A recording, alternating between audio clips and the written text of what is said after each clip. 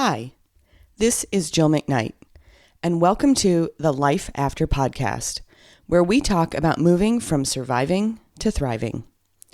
This podcast is for anyone who wants to learn, grow, and to get tips and tricks about how to inspire you to become the person you want to be, and to ultimately get exactly what you want in life. This is also the place to be if you want to be lifted up and encouraged to go out and do great work in the world. What has happened in your past does not have to define who you are today or who you become in the future. And in fact, what has happened to you in the past should, can, and will shape who you want to be. This podcast is about healing and change, inspiration and love. It's about bringing people together, connecting all of you, helping you identify where you are in your process. What do you need to feel more engaged and alive in your life? More connected to the people in your circle? What would help you identify how you show up and make changes if your life isn't already exactly the way you want it to be? This podcast is a community of those who are looking to improve our world in the way that is meaningful to them. Why is this important? Because we are at a time when how we show up really matters. Bringing more service, kindness, and love into the world is critical right now. We have two quotes to start this episode, and I just love them both. The first is, we ask ourselves, who am I to be brilliant, gorgeous, talented, fabulous? Actually, who are you not to be? By Marianne Williamson. The second is, we have to learn to be our own best friends because we fall too easily into the trap of being our own worst enemies. By Roderick Thorp. In this episode, we are going to talk about what you tell your brain is what your brain believes. This is one of my favorite topics because it can really help us quickly change our mindset, and with practice also affects long-term how we can see ourselves. Your words, both internal and external, become your reality, which means that it is so important to be mindful about what your inner dialogue is and be willing to challenge it when it isn't serving you. Also, think about the impact of those external messages and, when necessary, reject their impact. What you believe affects what you achieve. I was always in advanced math up until 7th or 8th grade. And during a conference, I think it was, the math teacher told me that I would never be better than a B student in math. And guess what? I never was. His words settled into my brain, and as a kid, with no other knowledge or evidence or experience, I was never able to get his words out of my head. His words became my belief. And while I did okay in math from then on, that belief impacted my ability to achieve anything better than a B, ever. And that belief seeped into other areas of my life, like I wasn't good at science then either because it was so similar to math.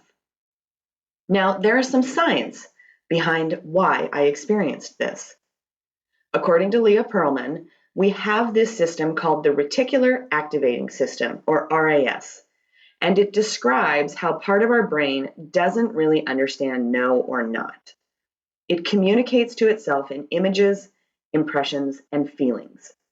So if you say, do not picture a pink heart, not only will you probably picture one, but you'll more likely notice the next pink heart that crosses your path.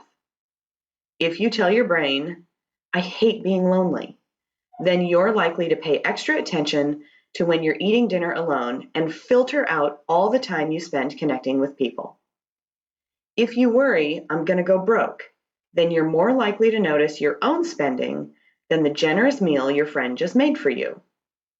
The RAS is designed to let through what you have expressed is important to you by what you focus on and exclude everything else. In these examples, it lets through evidence of lonely and broke and excludes evidence of connection and wealth.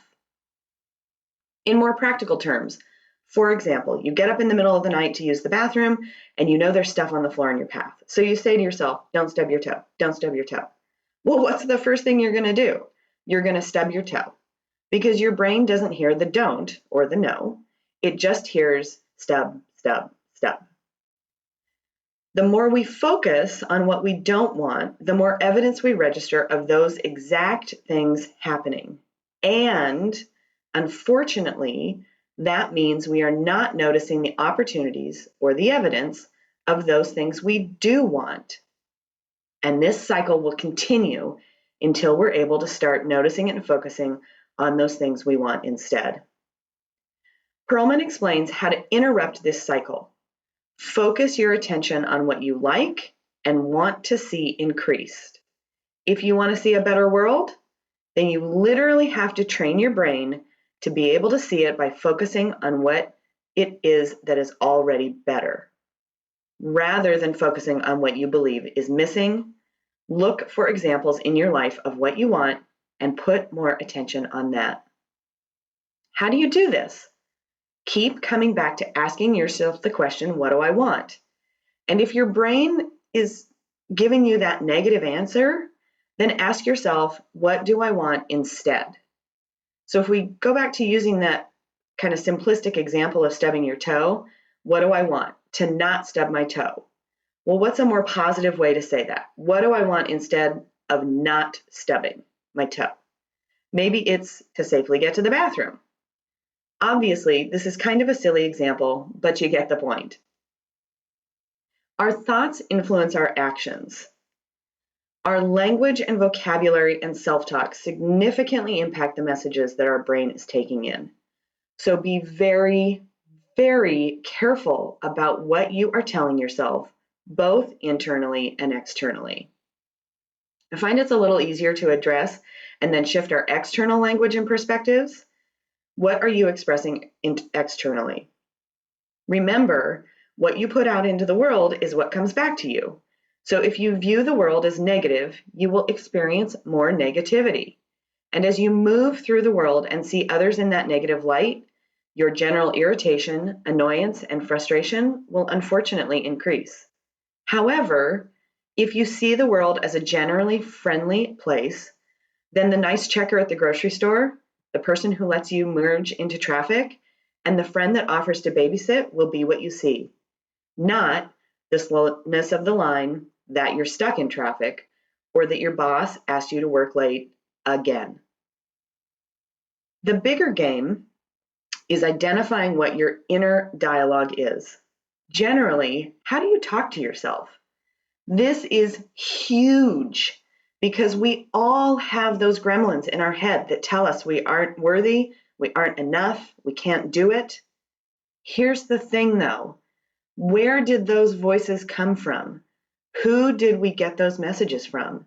Because we didn't start out with those messages. And what happens is that, like my math teacher, a message gets planted in your brain. And maybe he never intended to do the damage he caused. Maybe he never even realized how seriously his words would or could damage me. Worse yet, though, is how a critical or neglectful parent or an abusive intimate partner told you these things over and over again. And those messages started as someone else's, painfully underestimated in the first case, and intentionally used in the second case to control you, that ultimately became your internal voice. And now it's the lens through which you see the world. It doesn't have to be that way. You can change your inner dialogue, and it will change your life. First, really notice what messages you continually give to yourself. How are they not working for you? Where might they have come from? You can try to identify who the original messages came from. And when you recognize that it's someone else taking up that real estate in your brain, it makes it much easier to shift away from that message and start planning the messages that you want. Here are some questions you can ask yourself.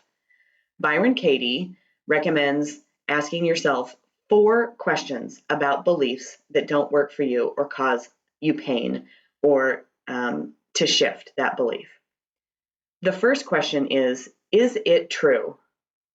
The second question is, can you absolutely know it's true? The combination of these 2 questions is very powerful, because when you say to yourself, I'm stupid, and you ask yourself, is it true? Given what you may have been conditioned by that negative voice that, remember, isn't ultimately your own, the answer may say yes. However, challenge that voice a little bit.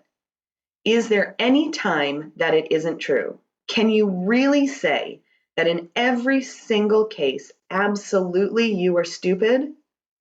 Of course not. Now, there are lots and lots of forms of intelligence. So while you may feel stupid when trying to do math, where do you excel? And really focus on the absolute piece of the second question. Can you absolutely know it's true? How often do we experience something that is totally and completely absolute? Almost never, right? Give your brain the opportunity to find the exception that benefits you, and then run with it. The third question, what happens when you believe the thought? And the fourth question is, who would you be without that thought? I recommend you focus on the first question predominantly and back it up with the second question if your brain seems to be struggling to find a different perspective when asking the first. Over the next 30 days, I challenge you to identify 3 ways your habitual vocabulary or internal dialogue or voice impacts your mindset. Ask yourself what you want, and if necessary, what you want instead. Use the Byron Katie questions, is it true? And can you know it's absolutely true? I look forward to hearing what has changed for you. Using affirmations. Some people think that affirmations are silly. I can tell you that affirmations, and sometimes if you really need to get unstuck, making a favorite affirmation your personal mantra, redirects your brain in a very positive way. I'm going to put a handout in the show notes with some of my favorites, but here are a few. I choose courage over fear. I love. I want. My purpose is. My vision is. There is no limit to what I can learn. Challenge is a springboard. I will never give up. Finally, don't ever compare yourself to another. Especially in today's world with social media, it is so easy to compare your insides with someone else's outsides, and that can wreak havoc with us. Know that you are good enough right now. Yes, we all have things to still learn. Yes, we all have the opportunity to grow and develop. And you are enough right now, just as you are. The more you remind your brain of that, the better. Please reach out to me if you would like some additional support, would like me to come speak to your organization, would like to have your school book me to speak to students, would like to be a guest on the show, or have any feedback you'd like to share. Thank you for taking the time to listen to today's episode on what you tell your brain believes. Remember, your words become your reality, so be very careful with what you tell yourself, or what you allow someone else to tell you. Be willing to question those old voices that don't serve you anymore, and teach your brain to focus on what is best for you. I appreciate you sharing these episodes. This podcast is a powerful resource for anyone that is looking to make changes in their lives. So please, please, please help me grow by sharing and giving me 5-star reviews. There will be new episodes on the 2nd and 4th Wednesday every month. I promise that every episode I'm going to show up and help support you in your individual journey. If you'd like to be a guest on the show, I've included how to connect with me in the show notes. I'm always open to feedback, so please feel free to reach out to me. You can visit my website at locatecoaching.com to email me your feedback so I can more easily incorporate it into future episodes. Here you will always find critically valuable information, resources, and relevant examples to help you change, heal, and grow. I appreciate you, and I hope you have a fantastic day.